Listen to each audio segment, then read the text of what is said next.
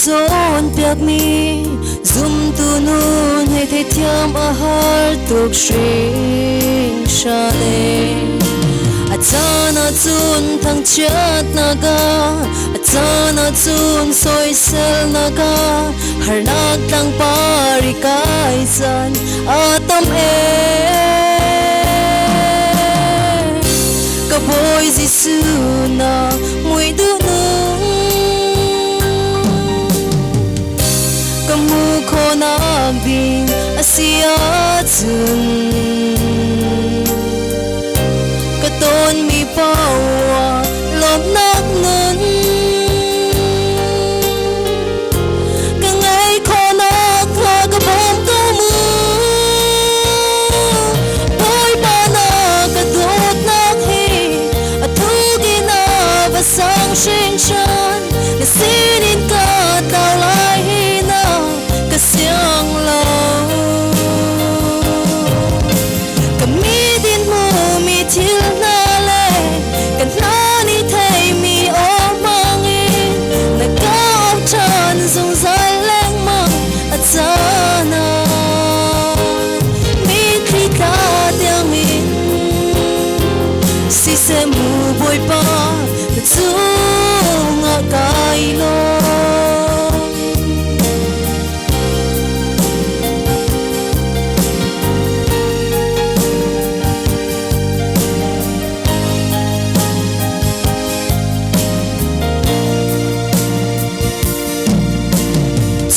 si vang om chana tam a har tuk mi te ding nun na ka chon ter a chana ning za na laga a chana ngai chat na laga a chana mi thli helam na ka shon ka boy jisu na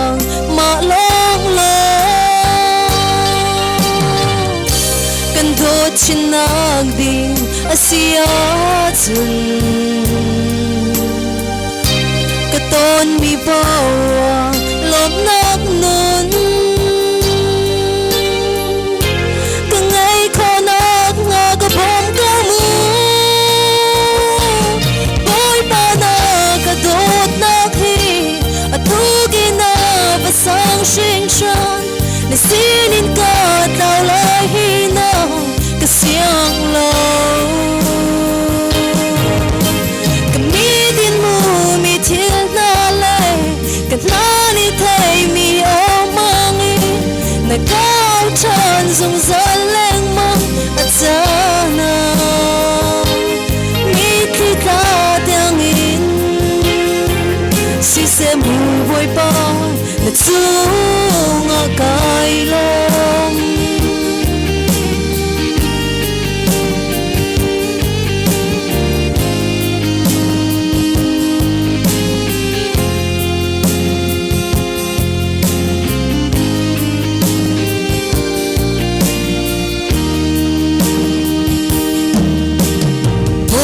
ni akan eksak lung sao na nun ka ngai kho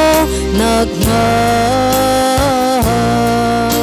achana in sung khar mangin achana hoi le kop mangin achana ka du big mi til mangin kanun nak hina ka chon pia da chan atam ko si se nang ma he sun boy pa they call me till I'm long boy pa na ka dot nam hi a thu gi na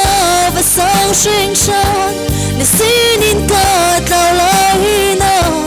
siang lo ka mi din mu mi til na le ka na ni thei mi o mangi na cao chan zung zan leng mang a chana mi khi ta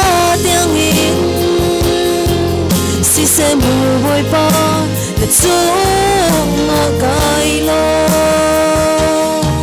na qua khăn lái rêu nào na chung ngõ cài lo